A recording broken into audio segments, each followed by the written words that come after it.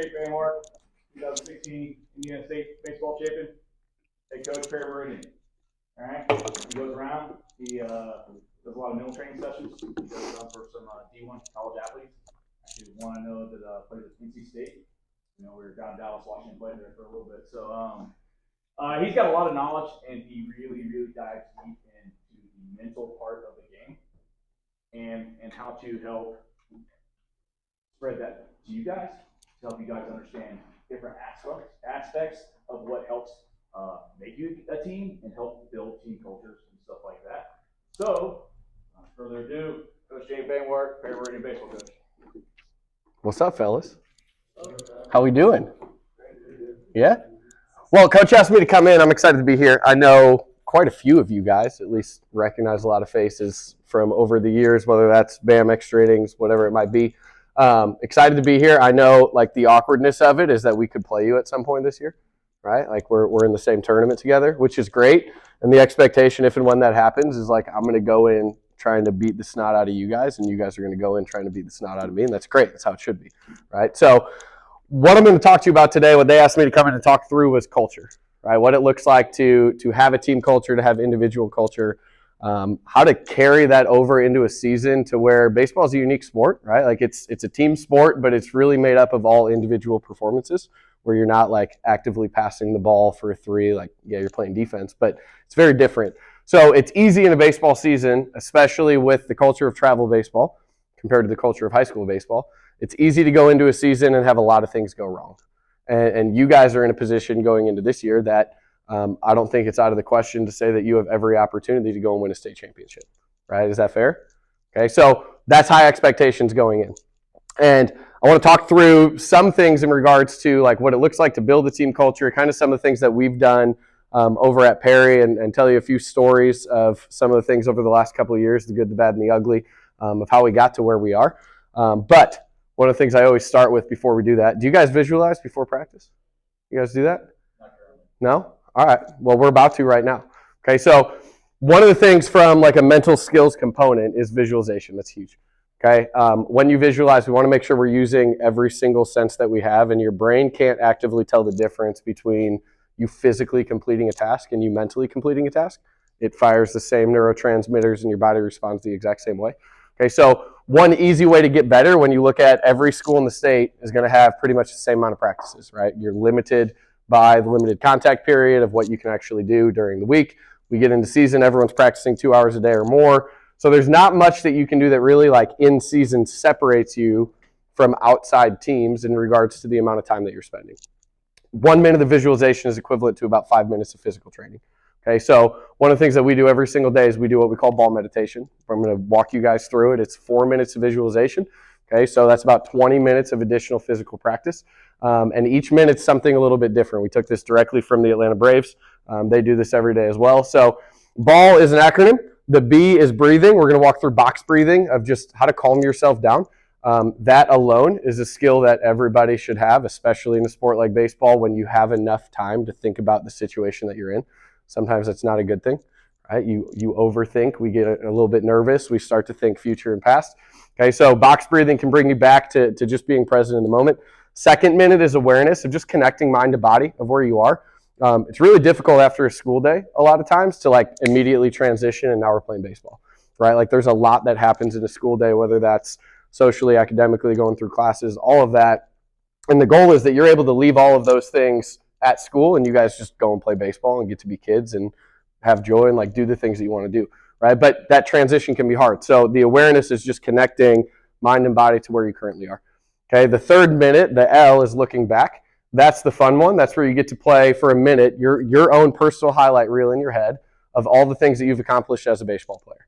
Okay, so that could be great at-bats that you've had, diving plays that you've made, big moments in your career, whatever that is. But not only do we want to like see yourself do them, you want to experience yourself do them. So the more that you can engage every single sense that you have, the easier it is for it to feel real and your body reacts differently.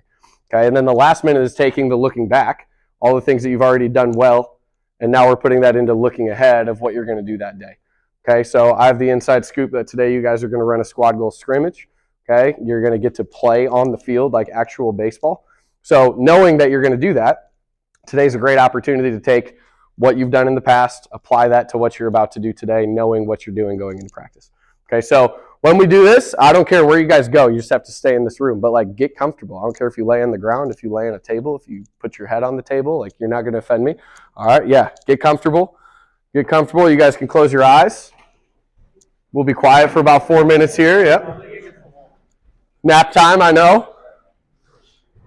I'll wake you up if you fall asleep. You're all right. All right, you guys can get comfortable and close your eyes. I'm gonna prompt you into it for the first couple of minutes here. The first thing we're gonna do is just focus on box breathing. So when we breathe, we want to take a deep, forced. You can wake up, sit up. Yeah. All right, so talk to me real quick. What do you feel now compared to what you felt 5 minutes ago before we did that? What do you feel different? Calm. What else? Yeah, relaxed. Okay, so think about this. You get, anybody in here also play football? Right, when you're getting hyped for a football game, a lot of that is like you need big energy, right? Like you want to take the field with huge energy. When you're a baseball player, if you're too hyped up, you're not going to perform as well. Okay, most athletes perform best between 65 and 85 beats per minute in regards to heart rate. Okay, and part of the reason that Steph Curry is as good as he is because in a 30-second timeout, he can lower his heart rate by 30 beats per second, or 30 beats per minute. Okay, and part of that is just his training. Part of that is the breath training that he's gone through and the regimen that he does. But that allows him to be so elite because he can control his breath, which allows his body to perform better. Okay, so you got to think, if you have a Fitbit on or an Apple Watch, whatever, and you're stepping into the box in a practice, you're probably between 65 and 85. Hopefully you're not over 85 beats per minute from walking up from the on-deck circle. That would be an issue, okay? But you get in a pressure situation, suddenly the heart rate spikes. And now our decision-making process is sped up. We don't respond as quickly, and we're just stuck in our feet, ball passes, right? So you guys have to have the ability to control your thoughts, control your emotion in those moments. That way we can be successful. Okay, so even visualization like that every single day helps. Okay, another thing that helps every single day is cold showers. I'm a big proponent of cold showers. Some of you guys know this. Some of you guys are babies and they're like, I would never. You're a baby. That's fine. You don't have to. That's why we're better than you, right? People who take cold showers are better than people who do not. Why? Because it starts your day with something difficult, right? So immediately at 6:30 in the morning, I've accomplished something. I've done something that is difficult in my day, so I know that I can do hard things, right? What have you done, right? Simple question. But really, like, it's a slap in the face to some extent, because if you want to be a high-level athlete, I'm a big believer that how you do anything is how you do everything. So if you're going to be a high-level athlete, then you're going to have high-level habits. And if you're going to have high-level habits, then you need to transfer those habits to what that team culture is going to be so you can have a high-level team. Because, as you know, baseball, unlike a football, is a sport that you don't have to be the better team to win, right? In fact, most high school baseball games are not won, they're lost. You know what I mean? Like, think about it. Think about the games that you play. Most of the time, you don't play a clean game versus another clean game, and you just out-hit somebody like it's a major league game. Typically, the game is lost because the team makes errors. They walk too many people, right? Teams lose more than they win in baseball. So your job is to make sure that you're not losing games. Put yourself in a position that somebody actually has to beat you every single time out. But that only happens with the consistency and routine of knowing what your habits are, what that looks like as a team, and what that expectation is.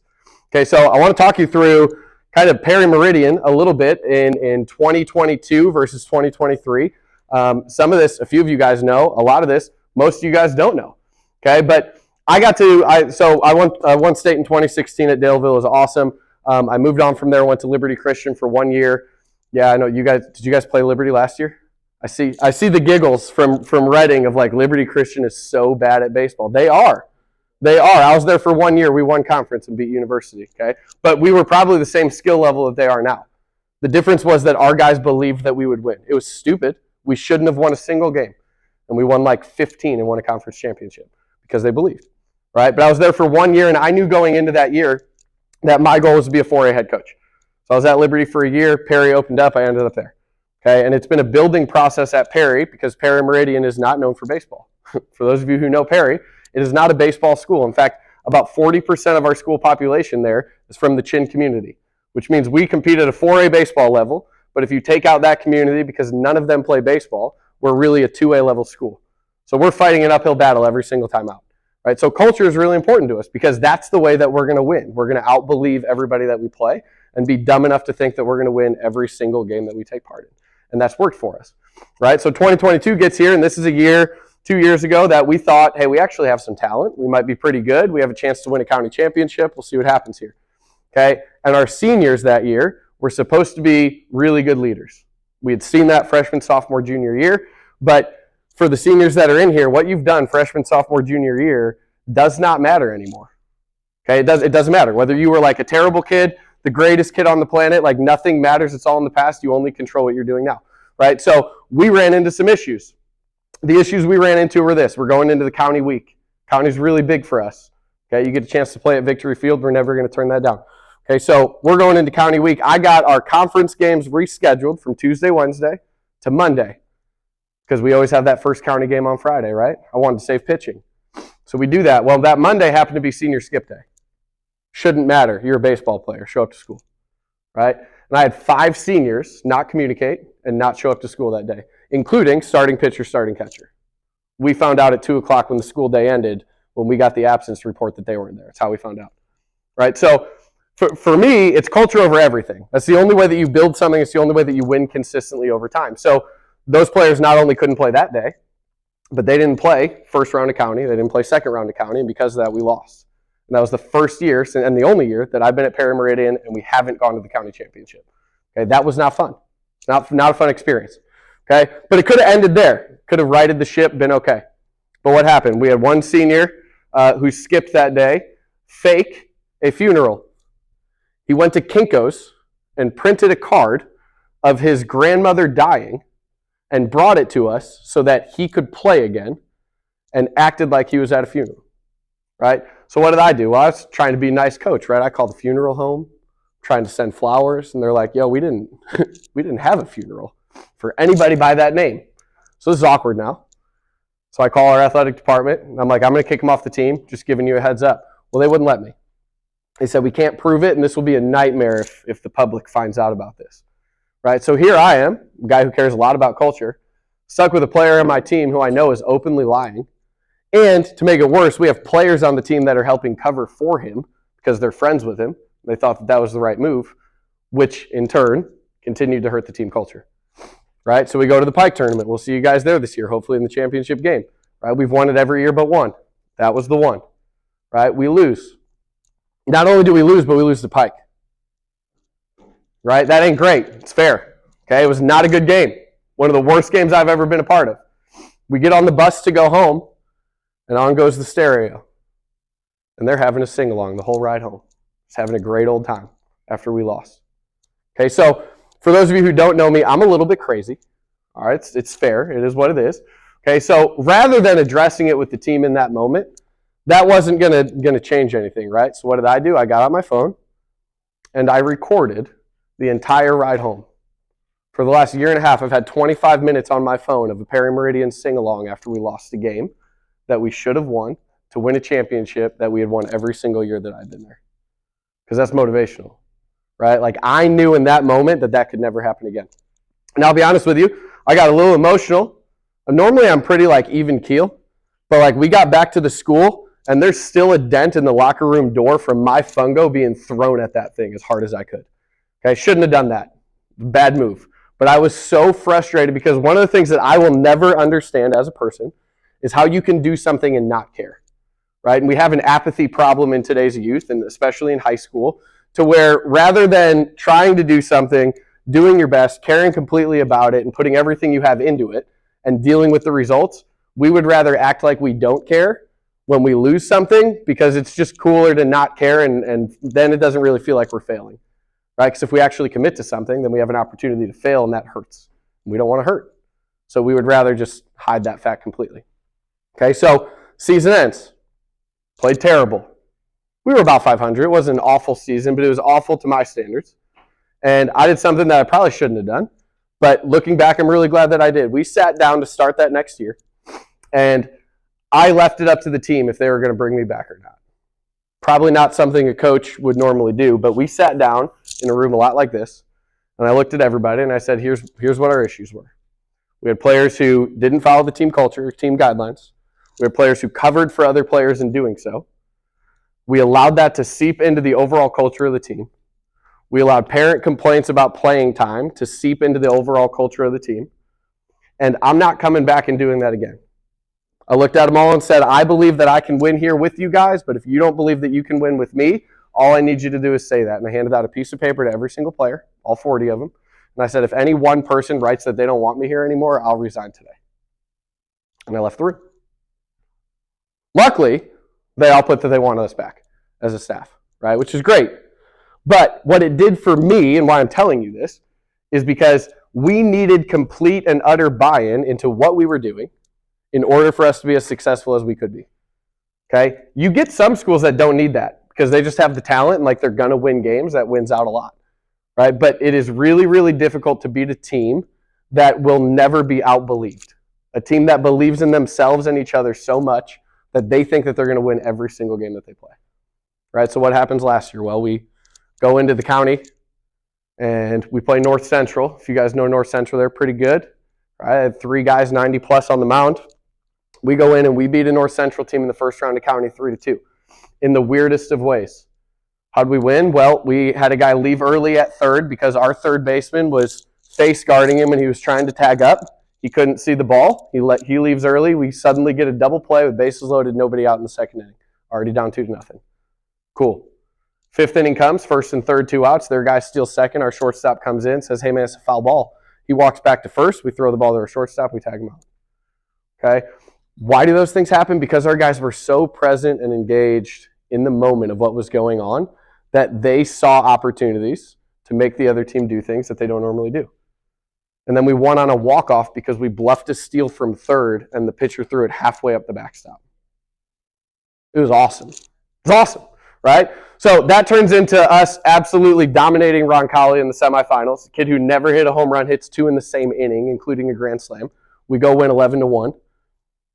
And we make it, after beating Franklin Central earlier in that day, we go back to Victory Field, right? And one of the coolest things was, because we took so much time to develop an identity of who we were, we all knew what our identity was. And that identity was and still is just Perry. Because if you ask anybody at the 4A level who's on their schedule, and it's Perry Meridian that week, they will say, oh, well, we just play Perry this week. We don't have anything to worry about, it's just Perry. Right? So rather than seeing that as a negative, we took that as a positive. The us in just became what it was about. It was just about us, right? Because you're dangerous when you want to prove somebody wrong, but you're incredibly dangerous when it's no longer about proving somebody wrong and it's all about proving yourself right, right? Like if you guys have that belief in who you are, and it doesn't matter what anybody else says, it's not about proving anybody else wrong, but it's about you as a collective unit proving yourselves right. Now you're extremely dangerous because that belief is so high, right? So all of that to talk about culture a little bit. Right? And to tell you kind of where we got, the culture of every school is going to look a little bit different, but there are certain things that every winning culture has that you have to figure out exactly what that's going to look like for you. Right? So what does that look like from a culture aspect? Right? There are certain 3 things, okay? And this is a Christian school, so I can actually say Christian things, which I don't get to do often in the business that I'm in. So that's kind of exciting to me. Right? But it says in 1 Corinthians 13:13 that there are 3 things that will last forever. Faith, hope, and love. And the greatest of those is what? Come on, Christian school people. The greatest of those is love.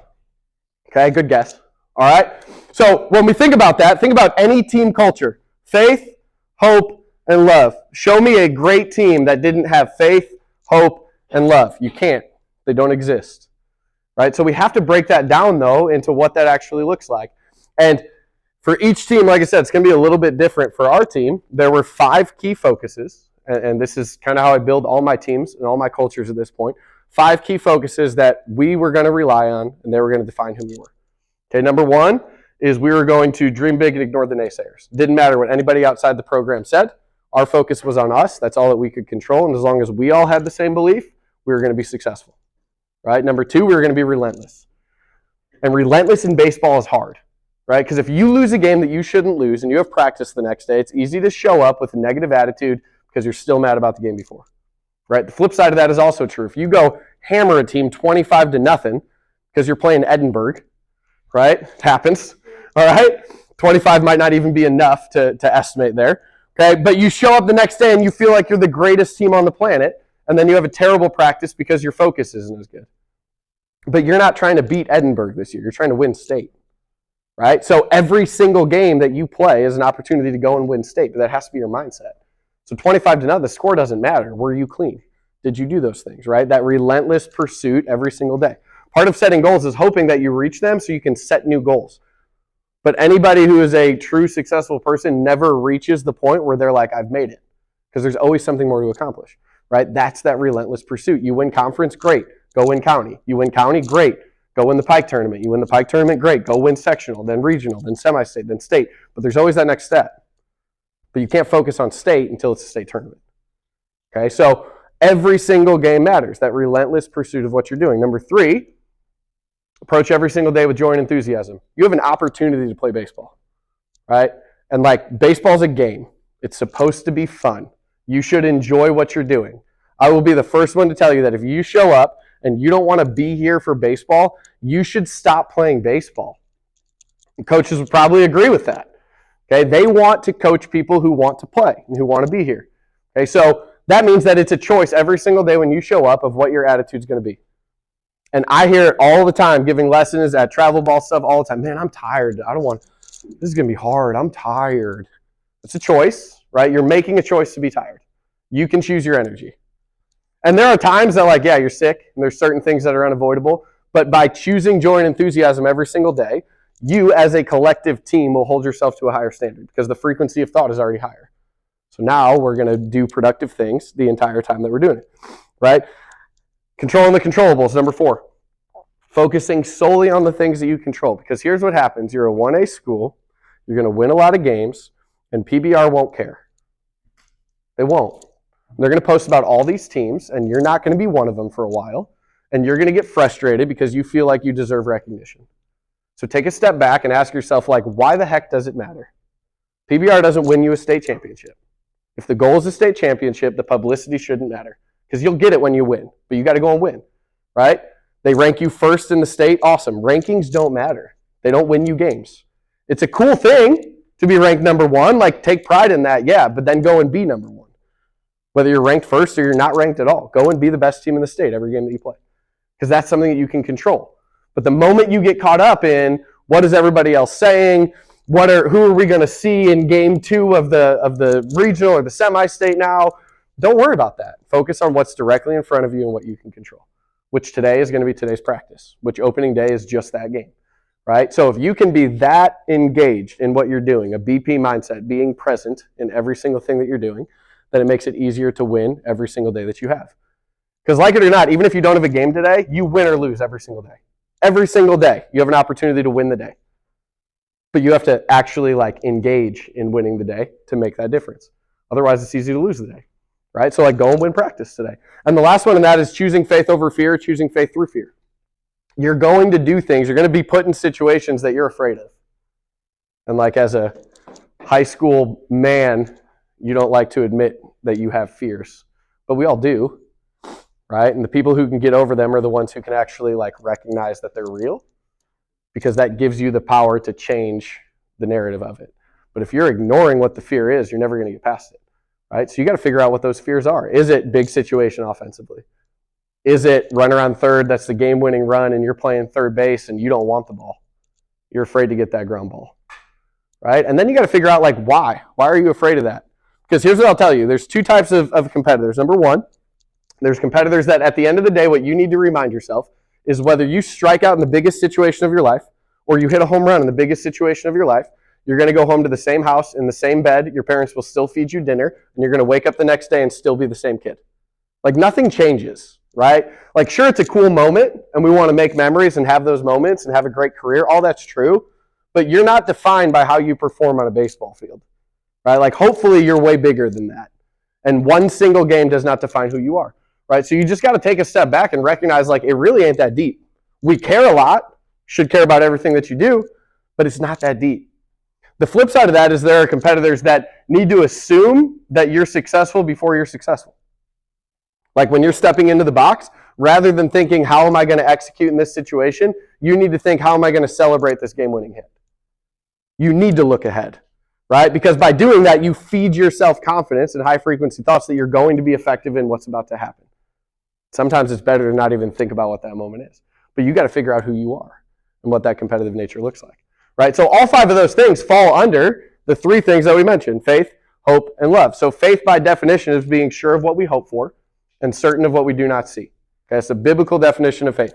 So when we think about that, being sure of what we hope for, that is the idea of setting goals.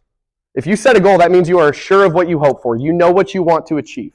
That's what a goal is, right? The second part of that, certain of what you do not see, that's where the process comes in. Because you can have the goal, but if you don't believe that you're ever going to accomplish it, then your process won't match. So you have to have the belief that you're going to actually get there, because then you own the day-to-day steps or action of how to actually move closer to that. And most goals, like winning state, it's a long period of time to get there. So really what you have to look at is every day, there is no neutral, right? So if you want to be the best, it takes what it takes, so that's what you got to give. But if every single day you're either taking a step forward or a step back, then you have to look at every single day and assess that. Did you take a step forward today? Or did you move backwards? Because if you stayed the same and somebody else, another team, moved forward, you move backwards, right? It's the same thing. If somebody moves past you, you essentially move back. So there are no neutral days, right? And the moment that you recognize that there are no neutral days, you start to receive the power to actually change what your day looks like.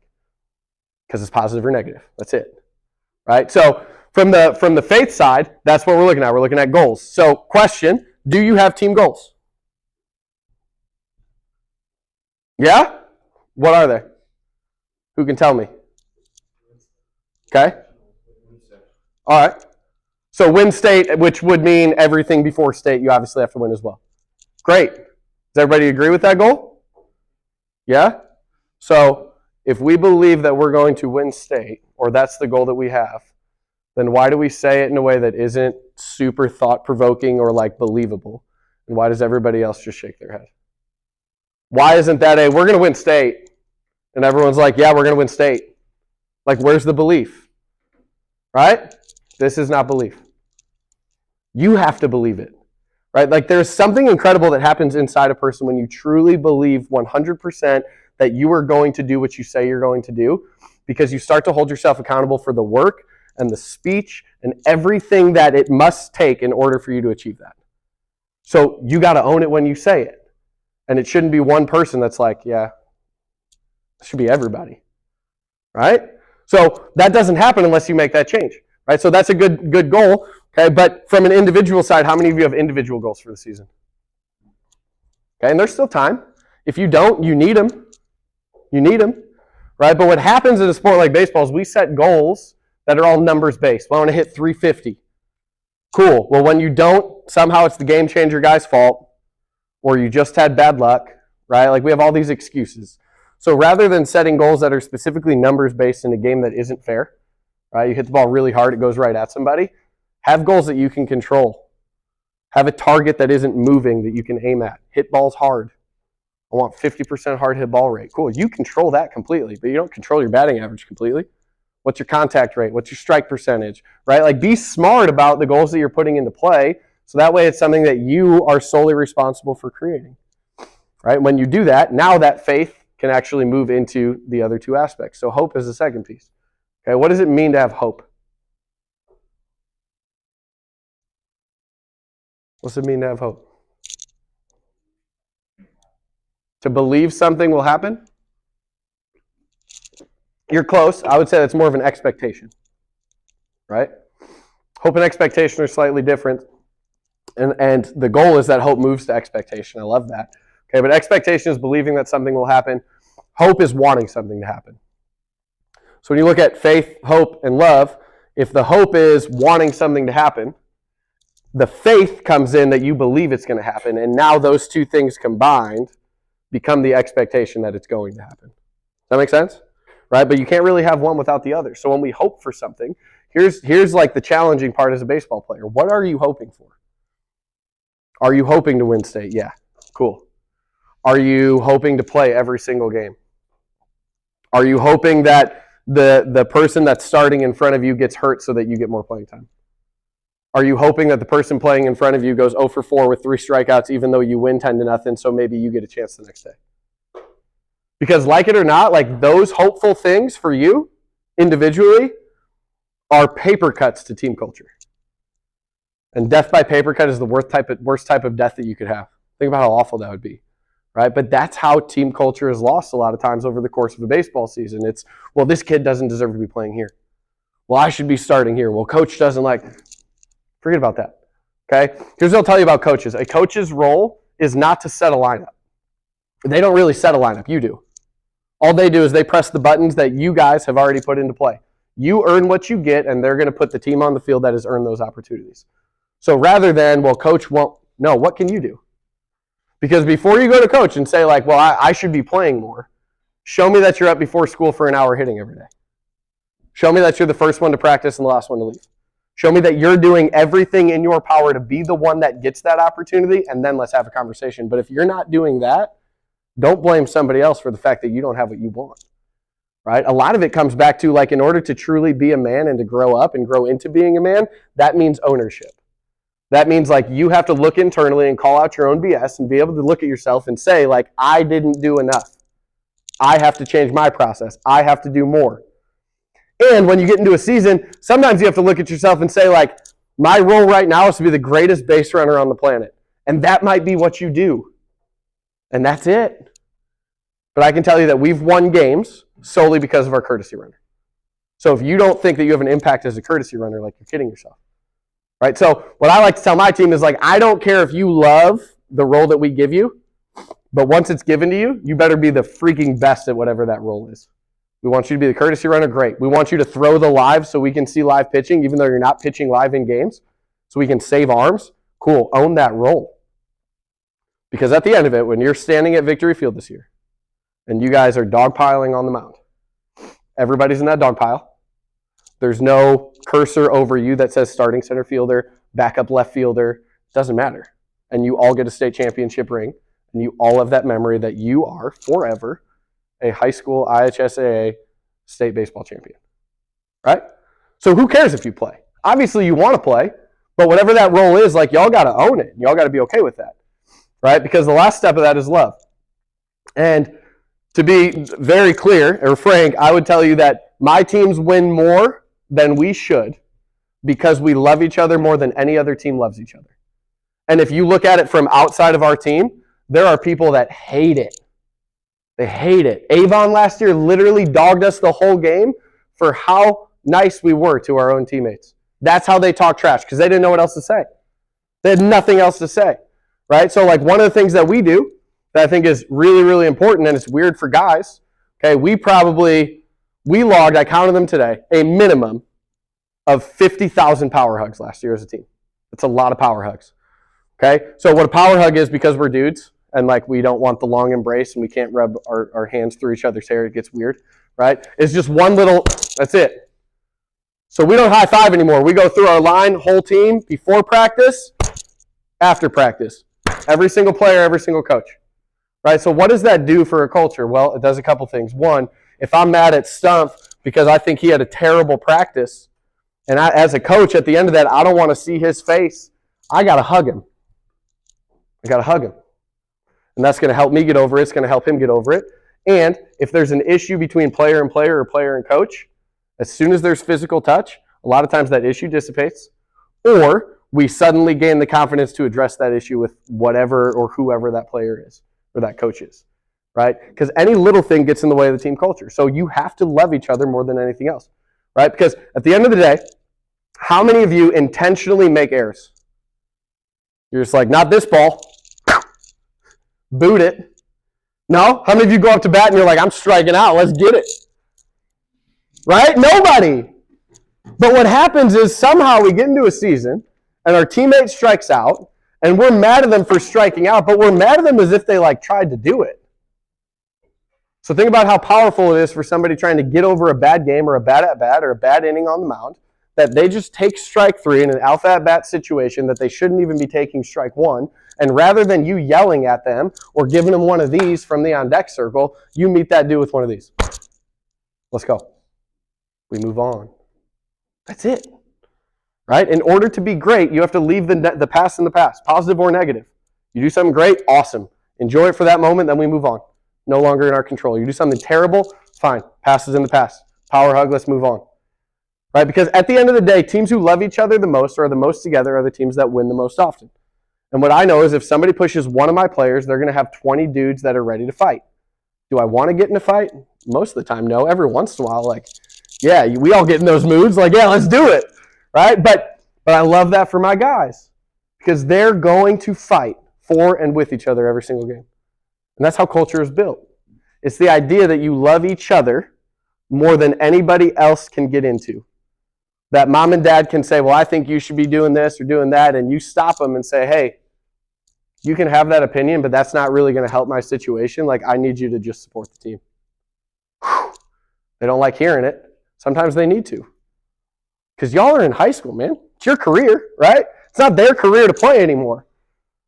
And even if you have to listen to mom and dad, and for some of you, I don't envy that. Some of you guys, like, there's nothing you can do. You're going to have to listen to mom and dad. We listen, cool. But water has never sunk a boat from the outside. So leave what they say on the outside. And when you guys get together and you are a team, you have practice, you have a game, you have whatever, everything on the outside stays on the outside. And there is complete tunnel vision for whatever that goal is. Right? That's how great teams are great. That's how great teams are consistent enough to win every single game. Because good teams can beat teams that might be better, but great teams don't lose to teams who are worse. Right? Do you understand that? Like, think about travel ball. The teams that you're like, oh, this team is so good. Show me the last bad loss that they had. That's the difference of the highest end teams versus really good teams. Sometimes really good teams have a bad loss. Great teams don't. They don't lose games that they shouldn't lose. And you guys have the ability to be a great team. But what's going to happen this year, because you have now a change in your schedule, you're playing better competition, you're preparing yourselves for the state tournament, is you're going to experience more ups and downs this year than you have in the past few. Solely because you're challenging yourself with better teams throughout. And that's a great thing. But can you handle it? Can you mentally handle more failure? Can you mentally handle dealing with performance? Now this guy's in the game. I still have to support him, all those things. Can you do that? That's what great teams are. Right? One of my favorite moments from last year, I had twins after not making their high school team transfer to Perry. And they were both starters for me. Right? And one of them was an all-conference, all-county guy for us. He had an incredible year. And in the last inning at Victory Field of the county championship, we pulled him. We pulled him because we had a sophomore who was a better defender. We were going into the bottom of the seventh, up 2 runs, and we needed our best defense on the field. Easy in that moment for a senior who lost his junior year because he didn't make the team, who's an all-conference, all-county guy, to be pissed off in the dugout, right? Well, there's a picture hanging in my office, one of my favorite pictures, and this dude is on the wall at Victory Field over the dugout, pointing and yelling at the dude who went in for him as he made a diving play in the 7th inning. Because that's a team. And they're both county champions now. Right? But that's the stuff that it takes. And the only way that you get there is to make a decision that you're going to love each other through the entire season. It's a weird word to say with a group of dudes. I get it. Right? But think about like what motivates you. Think about the people in your life that you'd be most willing to fight for. If it's not people you love, you're crazy. So if you would fight for people you love, then your job as a group is to love one another like that. Okay, one of the things that we say before every single game, okay, I ask them, who are you? They'll say Falcons, right? How do we play? Fast and fearless. Who do you play for? Each other. How do we play? How do we win? Together. And the last thing I tell them before they take the field every single game is love each other, love the game. Because if we do those things, the scoreboard can't tell us if we're winners or losers. Right? Like if we love each other and we enjoy playing the game the way that it's meant to be enjoyed, then we're going to win regardless of what the scoreboard says. It's that simple. And the more that you buy into owning that process, suddenly the results take care of themselves. But the more you're focused on results, the more you negatively impact the overall result. Okay, so it's a matter of, can you stay here? Can you call each other out and hold each other accountable through the whole season? And can you accept that criticism from each other? Because if coaches have to do it, you're a good team, but you're not great. The moment that it's no longer on them and you guys are doing it yourself, now you're great. The moment that a coach doesn't have to address, hey, you got here 5 minutes late, like here's what the team discipline is for that. Like, you owe it, let's move on. Boom. Great. Hey, sorry I'm late. Hey, sorry I made a mistake. Hey, sorry I made an error. The moment we can take extreme ownership, it's the moment a team can be great.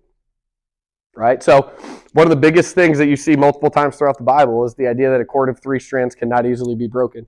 And obviously as a team you have way more than 3 people, but as a culture there are 3 strands that will keep you guys together. And those things are faith, hope, and love. If you can have faith in who you are, where you're going, what you expect, clarity of goals, clarity of process, you have hope that the process that you're going through is unique to you, that regardless of how the season starts, you know how it's going to end, and there is no wavering in that overall belief of who you are and what that end result is going to be, and you have love for one another and love for the game that you play every single day, then this season will end the exact way that you want it to end. And here's the coolest part about it, and like this is the best life advice I could ever give, is even if you do those things and you don't win state, my gosh, you're going to enjoy the heck out of this season. You're going to enjoy showing up every single day to play baseball. You're going to enjoy the culture that it brings. And the cool thing that you'll feel is not only will you enjoy it, and you're already starting to feel it around the school, but like other people will enjoy it with you. Other people outside of the program will see that love and that joy that you play with, and that's naturally attractive to them. Suddenly you get more people at games. Right? Suddenly everybody's coming out to the Lutheran baseball games because they just have to experience what the team is. Because think about it, if you show up to a high school sport, people pay to get in, right? That makes you an entertainer. That means your job when you take the field is to entertain. And the way that you entertain is different for every person, but you entertain by being you and competing to the best of your ability. That's worth the price of admission every single time, right? The most universal language in the world is love and passion. You can feel it from somebody. Even if they're speaking a completely different language or talking about something you don't care about, I can listen to people passionately talk about what they love, even if I have no idea what it is, because like it's motivating just to know that somebody loves something that much. But you got to lean into it. And it's weird to lean into because you feel goofy as a high school dude leaning into love. That's the only way, right? Because most of the time in high school, you try to lean the other direction, try to lean into hate, try to lean into fear, you try to lean into all the negatives, and that doesn't get you where you want to go. So the quicker you can realize that like we can be passionate people, we can be crazy people, we can be extreme, we can be obsessed with winning, we can be obsessed with the sport of baseball and everything that we're doing, but we can still love, and you put those things together, now we have a recipe for success, right? So I'm excited to see you guys play this year. I appreciate you guys giving me the time to come in. I will hang out if anybody has questions, whether that's team-wise or individual. I think you guys are destined for great things. You got great leadership here. You guys have a lot of great players, a lot of great environment going on here, but that's the biggest thing for me. And I can tell you, if you guys make it to the state championship, I will be there. I will be watching that game and rooting for you guys. I want to see it happen. Like, you have the talent to do it. As somebody who's won a 1A state championship, you guys are better than my team was when we won it. You have everything that you need in this room to be a state champion team. But the teams that win are the teams that can keep it together and the teams that have the best culture. So now, with a month before games starting, now is the time to lean in and be really intentful about the culture that you build, because once the season started, whatever you've built is what you have, right? So you can't wait until it's a problem. You don't wait to hit until your swing is a problem. You practice hitting. Okay, culture is the same way. You don't wait till culture is bad to fix it. You set the culture, right? Set that culture, go win a bunch of games this year. Appreciate you guys.